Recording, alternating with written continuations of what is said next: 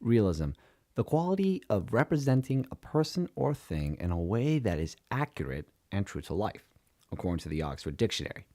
This word is commonly used when discussing animated films because, unlike live action films that capture photographic images, animation is not the real world. Instead, it strives to create stories and styles that are realistic but not direct copies of the physical world. I wish to explore realism in animation, specifically how it can be used to invoke empathy in the audience, but also when is it pushed too far into the uncanny valley, when something looks human, but the non-human imperfections are noticeably unsettling. You're my favorite deputy. Toy Story is a perfect example of balancing realism, successfully designing characters and settings that mirror the real world without stepping into the uncanny valley. Realism is essential to an animated narrative, creating a bridge between the audience and the characters, but too much visual realism can push them away and bring discomfort. In recent animated films, the environments and characters are becoming more detailed, such as the hair, eyes, and facial expressions in The Adventures of Tintin, Secret of the Unicorn. The Good Dinosaur had juxtaposition with highly detailed photographic backgrounds and cartoonish characters. As technology is improving, most animations are using motion capture to better replicate movement of animals and people, replicating the real world instead of being inspired by it.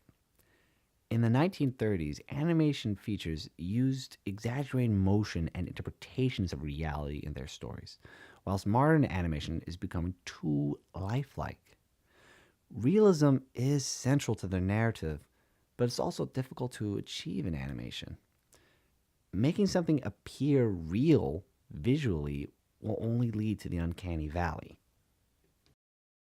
The areas of theory that are intriguing to me are ones that delve into the character and narrative in animation and how they can invoke empathy in the audience. For instance, Patrick Power's article, Character Animation and the Embodiment Mind-Brain, primarily discusses how animators create narrative-driven characters that work in the context of the story and environment, even if the character isn't physically or human-like. He also knows how different styles of animation can affect the narrative as much as the audience. In Stephen Rowley's essay, Life Reproduced in Drawings, primarily comments upon realism in animation, studies how realism in animation is rarely discussed by film critics, as well as examine how animation was viewed back in the 1930s, contrasting live-action films' realism to an animation's realism, and how film theorists discuss the topic. He recalls that a major criticism of early Disney full features, such as Snow White, Bambi, and Dumbo, was that they were too realistic. The film theorists in the 1930s believed animation should stick to its quick gags, and Disney's use of realism was unnecessary. For example, in the Felix the Cat episode, Felix Turns the Tide, had sausages going through phone lines and finding rats, with no explanation. In comparison, the magic in Steamboat Willie, there are limitations. The boat whistles and sheet music are brought to life with the music notes.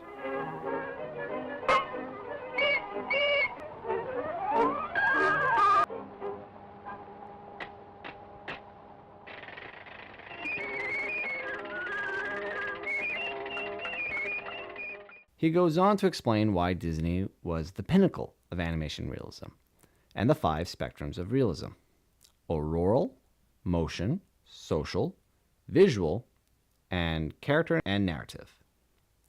I'm planning on using some of the realism spectrums, such as the character and narrative realism, that focuses on to further understand how certain films capture the real world without replicating it.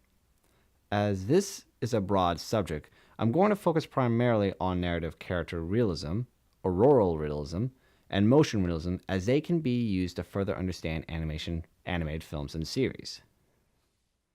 In Understanding Animation, Paul Wells has a chapter on the relationship between animated films and its audience, and how it can influence our lives.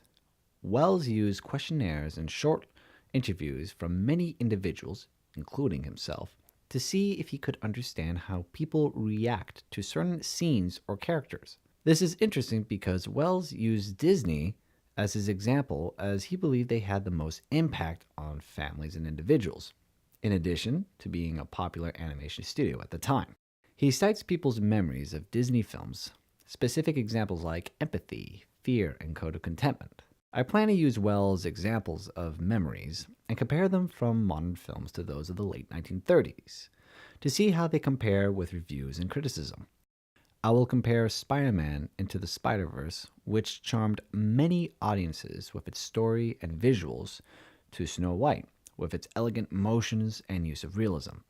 Although these films were made in different eras, Snow White revolutionized animation by bringing it into the realm of full feature films, while also using realistic settings and motions for its characters. Similarly, Spider-Man Into the Spider-Verse was revolutionary in its visuals and creative narrative structure, which appealed to a global audience.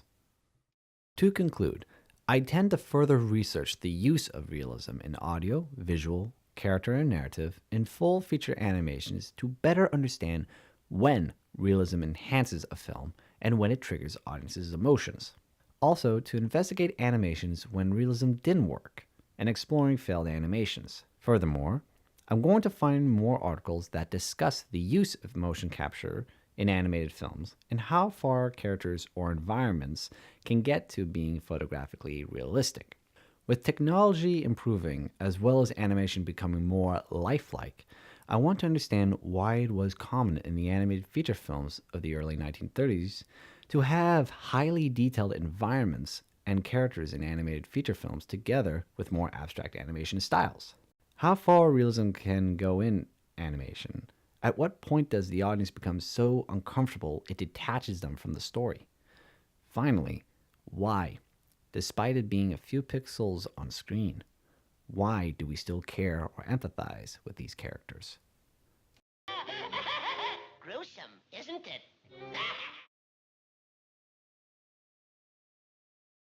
We have fishing, hunting, and a charming view of the sunsets.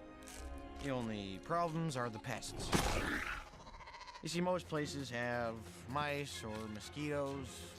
We have dragons.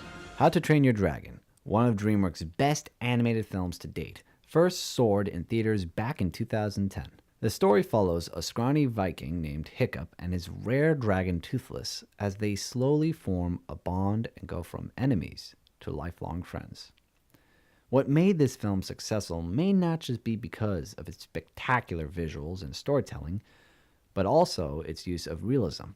Whether it's smoke, a slamming door, all motions and visual are realistically portrayed. This is most evident in interactions between the characters, specifically between the two main characters. What is it about these two digital characters that so touches the heart of its audience?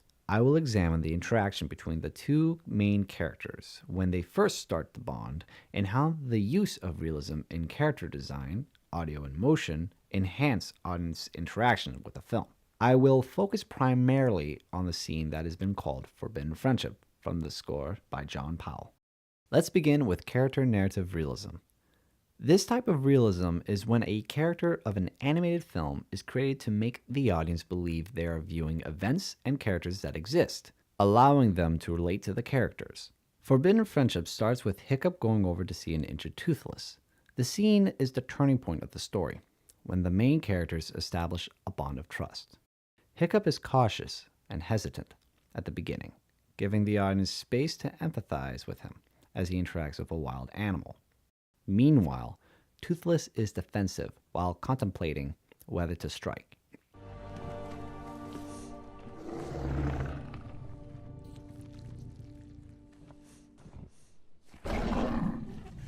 But as the scene goes on, there's a change in both the characters. They start reserved and gradually become bolder, such as Hiccup getting closer to Toothless, or Toothless copying Hiccup's smile and drawing. The conclusion of the scene shows the two characters beginning to trust one another with the iconic hand moment, where Hiccup reaches his hand out to touch Toothless, expecting the worst, pain or death.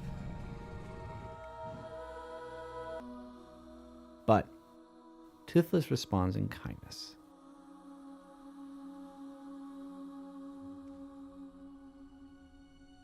This budding friendship brings hope to the audience that they will succeed in being friends despite how Vikings view dragons as the enemy. Mad at me, but please, just don't hurt Toothless.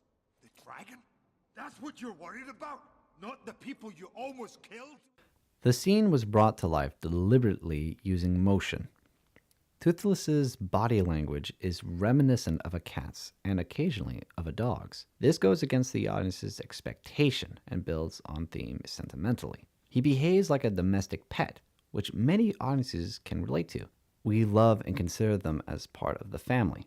They show us loyalty, and therefore, we are loyal in return. Of the elements of realism at play in the film, motion plays a bigger importance, as it's the way the characters move that support the realism in the film. As mentioned, Toothless's movements are primarily like a domestic pet, from head tilting or full body roll. This portrays him as more of a giant cat than a terrifying lizard, and what makes moments like in Forbidden Friendship more effective. In Paul Wells' book Understanding Animation, he argues that an audience can be bounded to a film from identification or having a personal connection towards an animated character. The personal connection in this case would be the pet owners, as they would share similar experiences when they first were introduced to their pet. Despite being slightly exaggerated for effect, Toothless's movements are realistic and familiar as both that of a domestic animal and, at times, even a human, like when he slowly approaches Hiccup to take the fish he is offering. The interaction is touching and humorous, and their reactions seem honest and true. It is easy to empathize with both characters. Auroral realism, audio, is used to help the audience understand the environment in which the character finds themselves, strongly resemble the real world. Sound can be subjective or diegetic, correlating with actions or content on screen. Stephen Rowley mentioned that audio and images are complicated because of the nature of animation, but it can lead to acceptable notions of realism. Dragons aren't real, so no one can definitively say what makes an authentic dragon sound.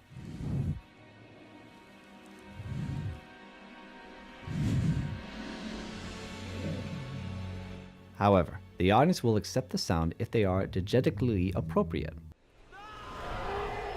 The sound Toothless makes are a mixture of different animals such as pigs, elephants, and horses.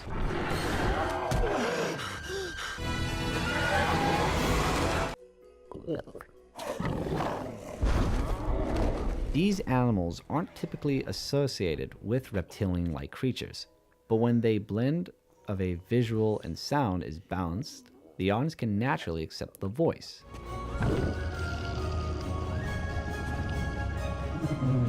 The score for Forbidden Friendship, with its dramatic tension and soft notes, heighten the emotion.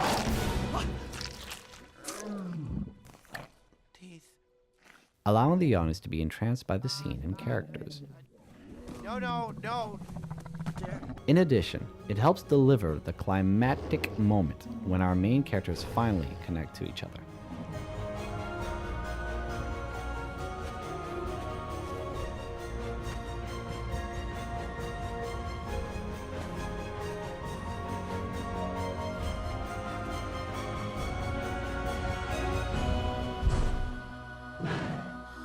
The song itself may not affect the realism of the film, but it does help the audience connect to the characters.